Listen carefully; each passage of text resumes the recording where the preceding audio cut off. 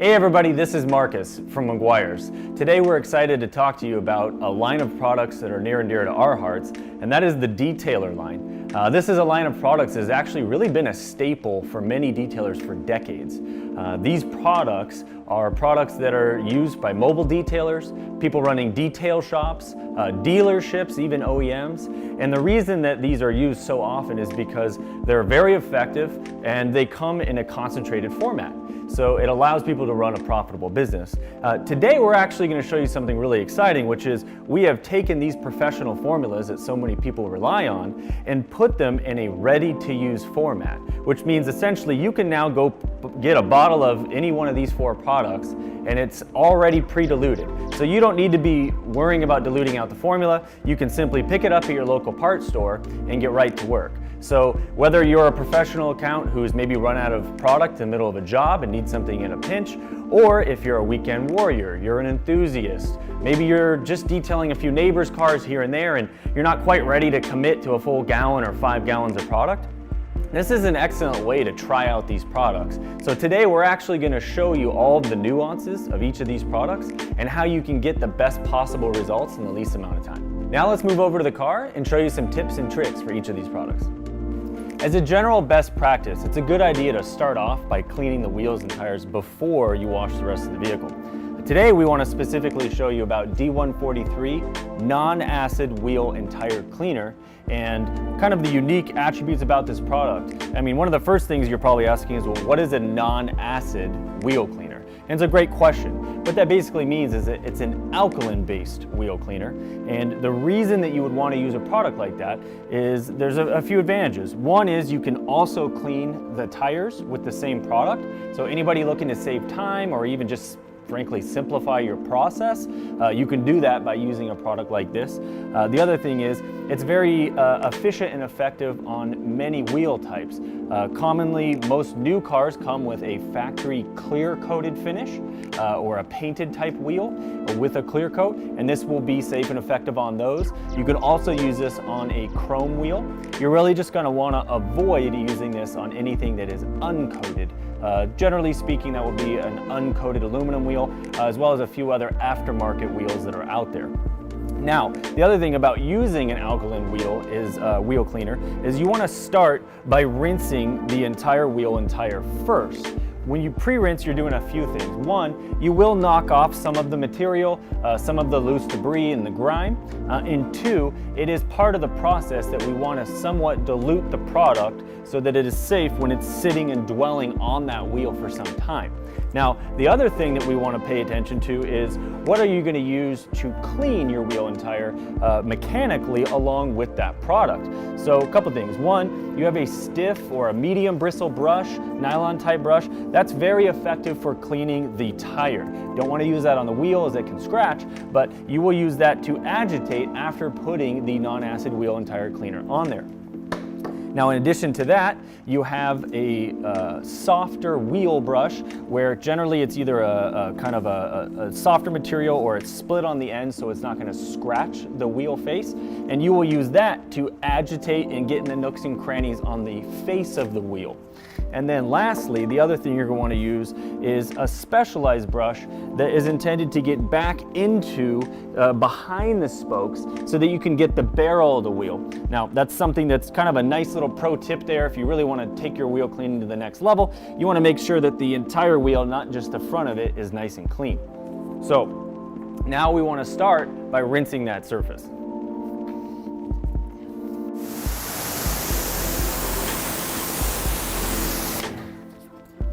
So after rinsing, then you're going to apply the non-acid wheel and tire cleaner. Now I'll generally start with the tires. And you can see almost immediately that you're going to get some browning, and that is an indication that you are cleaning some of the gunk that is on that tire, and then you're going to go on to the wheel as well. Make a point of also kind of spraying at different angles so you hit all the faces and surfaces of the wheel. And then also, you're going to want to spray some of the wheel cleaner into the barrel to get all that brake dust and grime that's back in there.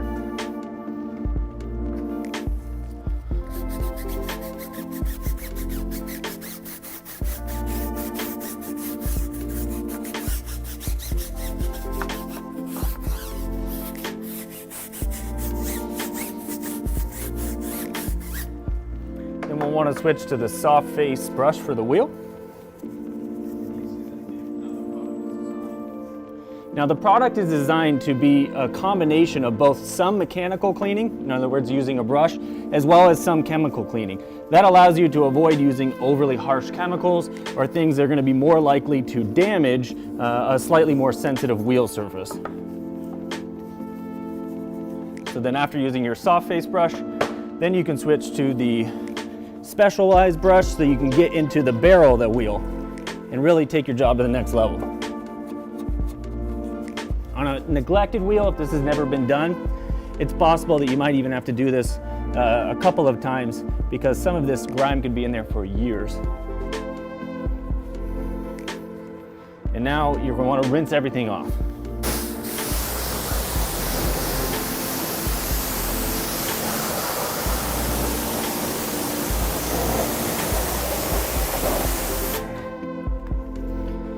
So there you have it. You can see how D143 non-acid wheel and tire cleaner can very quickly and effectively clean up a very filthy wheel and tire. Another great product in the ready-to-use line is the D107 Citrus Power Cleaner Plus. This is essentially an all-purpose cleaner or a cleaner that you can use on several different surfaces for several different types of jobs. In this particular product, in the ready-to-use format, this is pre-diluted at a 4:1 ratio. So that means that you wouldn't use this on leather in the interior, but you can use this for interior upholstery. You can use it for carpet, rubber floor mats.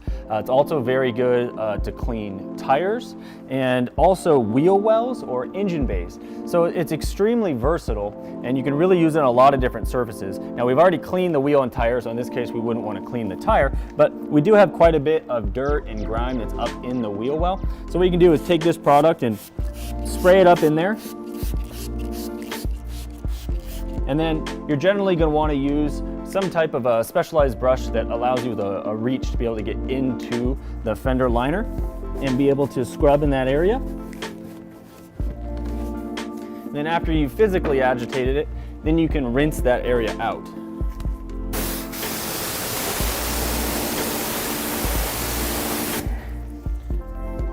Now, in addition to this, again, this is a great product for doing cleaning in other areas, such as your interior. Just make sure that after you've used this product, that you're gonna rinse it off or wipe away any remaining residue. Now, one of the most exciting and unique formulas in the ready-to-use lineup from Detailer is actually D2002 Iron Removing Spray Clay. Now, I know you're probably wondering what exactly does that mean. There's kind of a lot going on there. So I wanted to kind of explain why this is something that makes a lot of sense for really all types of users, whether you're a professional, a weekend warrior, an enthusiast, or just somebody that really wants their car to look its best. Now, what you would use this for, and what professionals have used products like this for many years, is to remove contamination that's embedded into or on top of the paint. Normal washing and drying won't always remove all the contamination you might have on the paint. So this allows you chemically to safely get down into the paint itself and remove iron-based or ferrous-based contamination. Now, you're saying, where in the world does that come from? Why would that be on my car in the first place? Well, the answer is brake pads, for one. Brake rotors and brake pads can spew off a lot of iron-based particles. That ends up on the roads, in the air, which then settles on paint. It's also part of an industrial fallout issue where sometimes this is in the air settling on paint. So there's a lot of different ways it can end up on the paint. But at the end of the day, you need to find a way to get it off. Now, some of you are probably familiar with using a clay bar or a clay mitt type process. Now, we of course have both a mild and aggressive clay bar, and that's great and very effective at removing above surface contamination. But where this product takes a little bit further than traditional clay is that you're allowed to chemically go into the paint a little bit further and remove things that a clay bar may not have fully removed. Now you'll notice that the product itself is clear when it's first sprayed on, and as it reacts with the iron particles, it will actually change colors to somewhat of a purple, almost a wine color, and that's how you know that it's reacting with that iron particle. So you can see in some cases it will start turning almost immediately. In other cases, depending on the type of contamination or how severe it is, it may take up to 2 or 3 minutes. Really, the key is to just make sure that the product is not fully dry on the surface. If you see that it's starting to dry, you can either spray a little bit more product on, or you can agitate it with your damp wash mitt and spread the product around. You can see some of these particles, again, already starting to kind of bleed, if you will, on the surface. So I would want to let this sit for a good 2 or so minutes, 2 to 3 minutes, and make sure that it fully gets down there before I spread it with the wash mitt.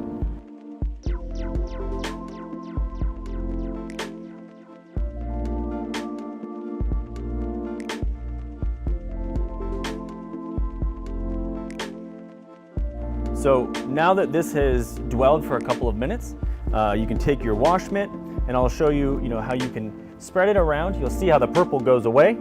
And what you're basically doing here is, if there were some really significant or deep particles that were down into the surface, you're re-exposing it to more of that product. So there's still some of that iron removing spray clay on the surface. The next thing you want to do is rinse off the remaining residue and inspect the paint and see if it's fully decontaminated.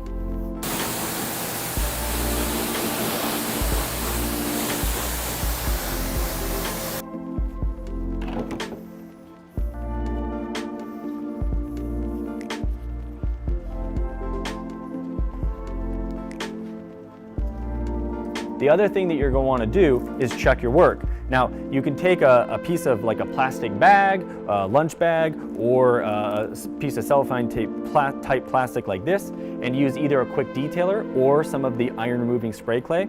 You'll spray that on the surface, make sure it's nice and wet, and then you can either place your hand in the bag or behind that plastic and rub it on the surface. Believe it or not, you'll actually magnify the bumps and you'll feel them if there's still something there. So you may not be able to see it, or your bare hand may think that it's smooth. This allows you to really double check and make sure, hey, I got everything before I move on to the next step of either compounding, polishing, and or putting on a wax, sealant, or coating. In this case, it's nice and smooth, so that means I know that I've removed all that contamination and I can move on. If I felt bumps through the plastic, then I would apply more of this product, as well as or use the clay bar to go back over that surface before proceeding to compounding, polishing, or waxing. If ever there was a product in the detailer line that had a cult-like following, it's hyperdressing. D170 hyperdressing is a fan favorite for a lot of reasons. One of those is the fact that it's so versatile. Being a water-based dressing, that means that the users in the professional channel are able to dilute this for different jobs and different uses. Here we've got it at 1:1, which is the most popular dilution ratio, and it's really fantastic to use in several areas. You could use this inside a wheel liner to make it nice and dark again and really showcase your wheel and tire package.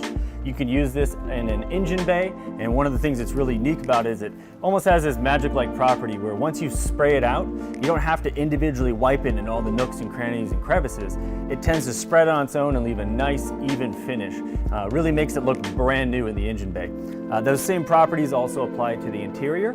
A lot of folks will use this on door panels. You can use it on vinyl seats as well. And then of course on the exterior, if you have an unpainted trim or plastic or rubber, this is fantastic for that.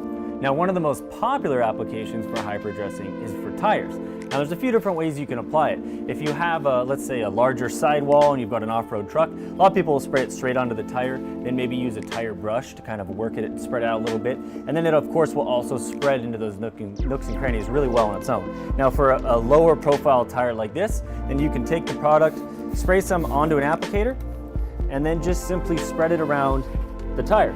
What we generally recommend would be that you spread it around a few times, make sure you have some even coverage, and then let the product dwell for a few minutes, maybe 5 to 10 minutes, and then go back over it one more time, just in case you had any drips or runs, just to reduce the chance of getting any kind of splatter or fling on your vehicle.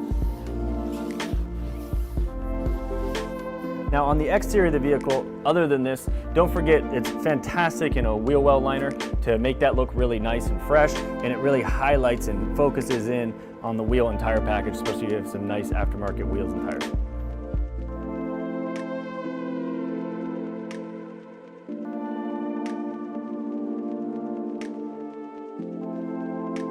Well, there you have it. We hope you really enjoyed this deep dive into these 4 exciting new ready-to-use products. If you'd like to pick them up and check them out for yourself, head down to your local auto parts store. If you have any more questions or comments, we'd love to hear from you guys. Be sure to leave those below. Thanks so much.